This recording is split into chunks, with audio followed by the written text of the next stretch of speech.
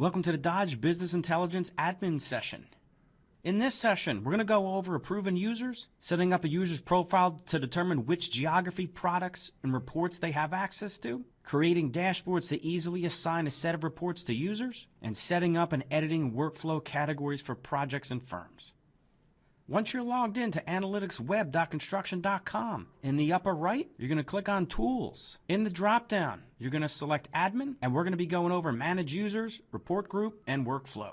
We're going to start with Manage Users. Manage Users allows you to activate and deactivate users, set their dashboard views, and set limitations on the data that each is able to see in the system. When you come here, you're going to see a listing of users. Now, for security purposes, my listing has been blanked out. A key function of Manage Users is to approve new users that are on your company's license.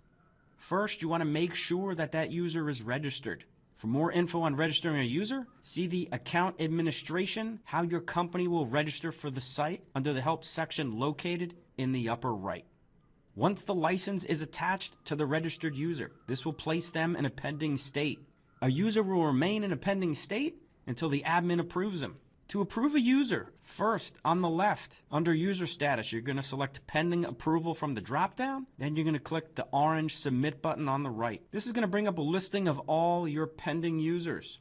To approve the user, click the blue Approve button to the right of the user. It will ask you, you're sure you want to approve the user? Click OK. Now you need to set a profile for the user in order to complete the approval process. That's going to bring you to the User Profile section on creating a profile for this new user. You can see everything's laid out in these orange numbers. For number 1, you're going to select a subject area. It could be a geography group or a product group. All depends on what's assigned for your company. Once you select that group, you're going to click the orange Show button to the right. That's going to load up criteria in step number 2 beneath. So if we're going with geography group here, we're now going to see different geography groups that we can assign to that user. Now I have access to 3 here. I can set a state, I can set a certain region, or I can set an MSA, which is going to be similar to counties. If I want to select state as the geography type, I click the little bullet next to it. The details of that geography type load. I can pick and choose here what I want by checking each box. When I'm done, I'm going to go to step 3 on the right, and I'm going to click the orange Submit button. Page will refresh. Underneath Submit in red, it will tell me the group security was assigned successfully. If you have more groups that you need to assign, you're going to go back to step 1. You're going to select them from the drop down, and then to the right, you're going to click the orange Show, and you're going to complete basically the same process. So in this case, I'm selecting a product group. In step 2, I'll pick the products that I want to select for that user. Then in step 3, I'll select whatever default I want that user to see. Then I'm going to click the orange Submit button underneath. And there it is in red. It will tell me underneath that the group security was assigned successfully. Once you've set all of the subject areas, in the upper right, you're going to click where it says click here for step 2, and 2 is going to be in red. Now step 2 is going to help you assign dashboards to that user's profile. So in step number 1 in orange, you're going to check the dashboards that you want the user to have access to. The details of those and the reporting view is going to be on the right in step number 2. Once you have that all set up for the user, in step number 3, you're going to click Submit. A little pop-up's going to come up telling you that the dashboard was assigned successfully. You're going to click OK. Once you do, the user's profile has been completed and set up. It's going to bring you back to your Manage Your User section. And now that user is going to be listed as being active. To access the Report Group section, we're going to go to Tools in the upper right. In the drop-down, we're going to go to Admin, and then we're going to go to Report Group. Report Groups let you create dashboards so you can easily assign a set of reports to users instead of creating it individually. This is often used when you have multiple sales or marketing groups focusing on different data. For example, a territory-focused sales team may only be interested in seeing project dashboards for their bidding. You can define which dashboards the entire group sees.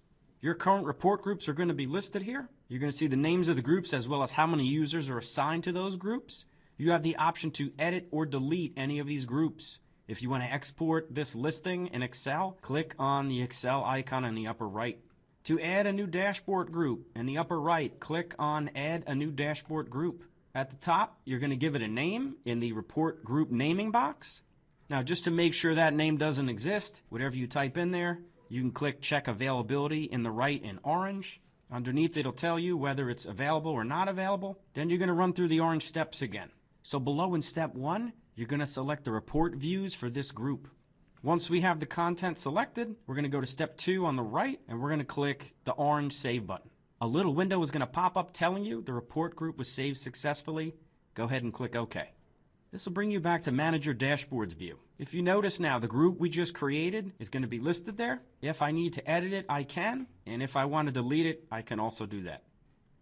To create or modify workflows, go to Tools on the upper right, go to Admin, then go to Workflow. In here, we can set which types of workflows we want to choose to create or modify. On the Manage Workflows window, we're going to click the drop down. Now you're going to select whether this is a project or a firm type. Then you're going to click the orange Show button to the right. It's going to display the category name. We can click Edit to the right of that. This is going to let us edit that workflow category.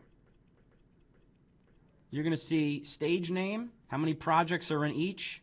To the left, there's going to be these arrows where you can reorder the stages. If you want to, you can edit the stages or delete the stages. Please note that you cannot delete a stage if there are projects listed. You can tell if there's projects listed by looking in the project count column. If you reorder, make sure you click the orange Save Order button below.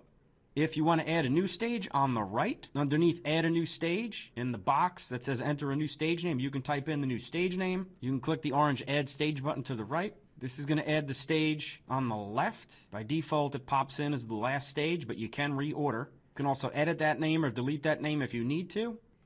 In this example, I'll go ahead and I'll delete it.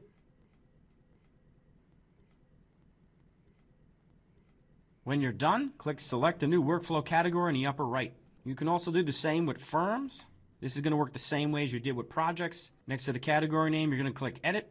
Once again, you can reorder, you can edit a name, you can delete it, you can add a new stage name if you need to. Don't forget, you cannot delete if there are firm counts already assigned to a stage name. If you do any kind of reordering, you must save the order using the Save Order orange link on the bottom.